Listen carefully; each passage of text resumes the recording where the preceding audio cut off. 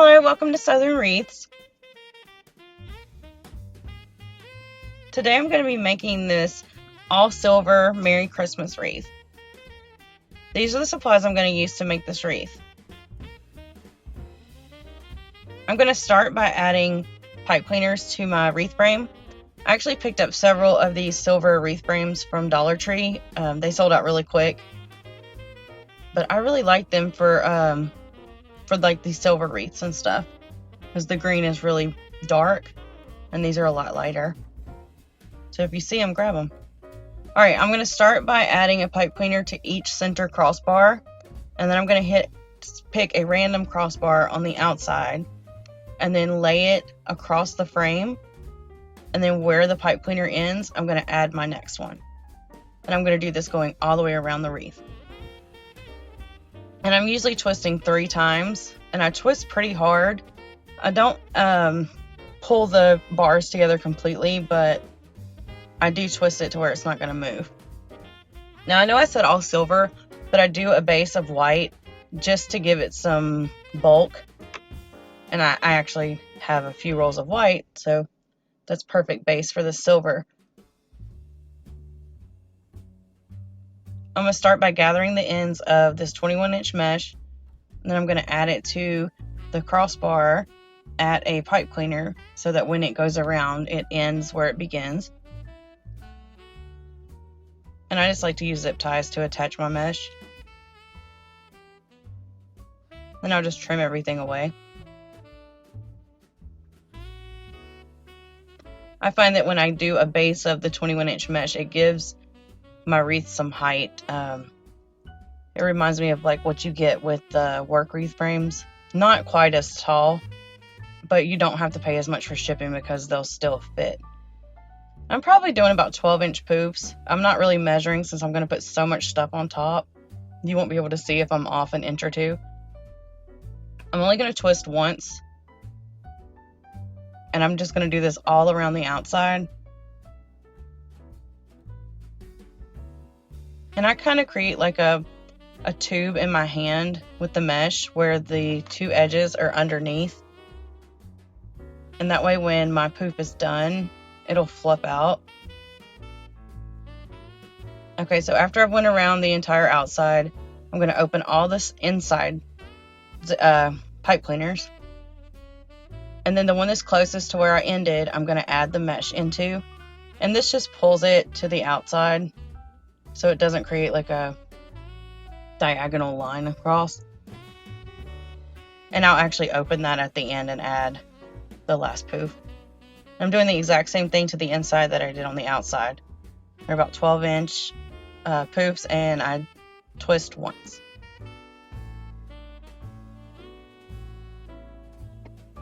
So I wanted to use this mesh so bad that I've made this wreath around this mesh. I've never used it before, and I thought it was just so beautiful.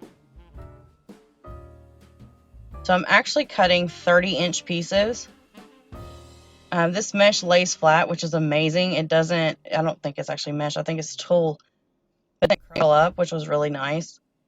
And it was really easy to ruffle. It wasn't super messy. I thought that it might be messy because of all the white speckles and flecks on it, but they didn't really come off at all. All right, and I'm just going to accordion ruffle. That's what it reminds me of the accordion folds that you would do as a kid. And this did it really well. Like it was perfect. I really enjoyed using it. Now I'm going to open my tie to add the mesh. And then I'm still twisting once. And then I'm just going to fan it out to create like a circle. I just really love it. I have some white too, but I wanted to use that for more of like a snowman kind of wreath. I just really like this silver. I haven't seen a lot of wreaths made with this that weren't the snowman themed.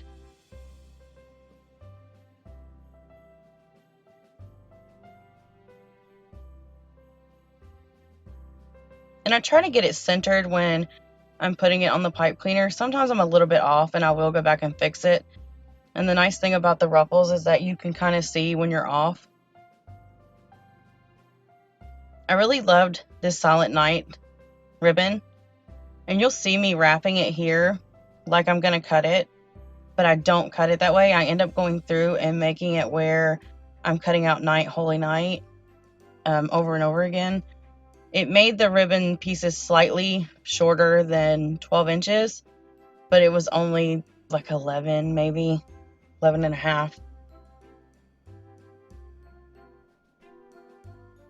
Yeah, that last piece up there did have some left over from a different word, but for the most part, they were pretty solid. All right, after I've wrapped around 7 times, because I like to do 2 different ribbons in each section, I'm going to cut at either end. And then I've got my perfect 12-inch ribbon. All right, now I'm going to go through and dovetail. I usually do 2 at a time. And I just fold the ends together and then cut from the wire out. I cut it away from myself to the left because I'm right-handed.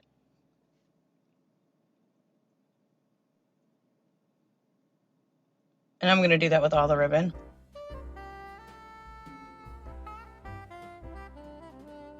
I like to go ahead and pre-stack my ribbon the way I want to add it to the wreath. It just makes my life easier. And when I have different ribbons that I want to put in different orders, I can make sure they're not side by side. And since this was so full, the pipe cleaner was already so full with the tulle, the sparkly tulle that I put in, I didn't open the pipe cleaner to add the ribbon. I didn't want it to pop out because it's not like mesh. It wasn't holding like mesh will. When you ruffle it and you open it, you can usually add things. So I just left them closed and just add the ribbon on top.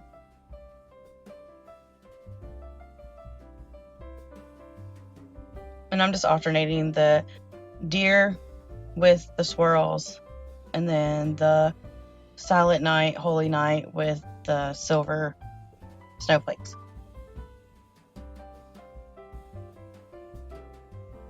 And you can't see it, but those deer are actually white glitter, so it really goes well with this wreath.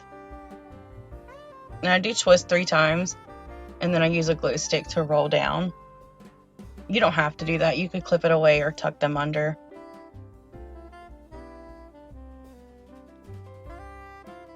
I personally like to be able to see where they are because my own personal wreaths, I will change up every now and then.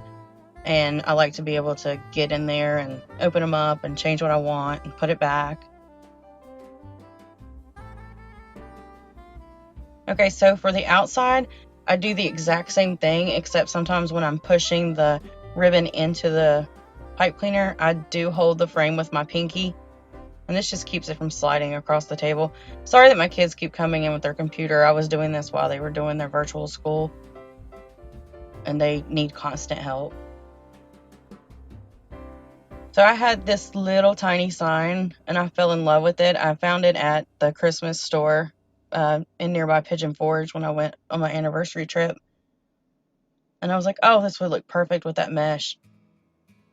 And then these snowflakes that you see here that are covered in glitter, I got a pack of those from Dollar Tree. They come 5 to a pack. Since this sign was so thick, I was able to just staple it. I do 2 staples per pipe cleaner and then twist them, and then I'll feed the pipe cleaner through to the back and twist it around the frame. Then I was lucky to have these silver tinsel pipe cleaners because I was able to add them to my snowflakes without it being, it blended in. That's what I'm trying to say. I didn't have to like paint them or hide them or glue them to the back. It made my life a little bit easier.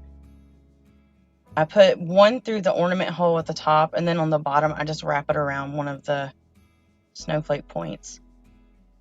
Now these I am feeding through the tulle and the mesh just because I want them to sit on top.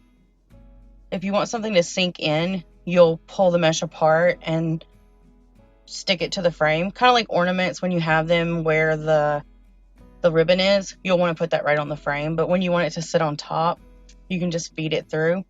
But that's it. That's how I did my silver Merry Christmas wreath. If you have any questions, please leave them in the comments below, or you can email me at craftingwithlee@yahoo.com.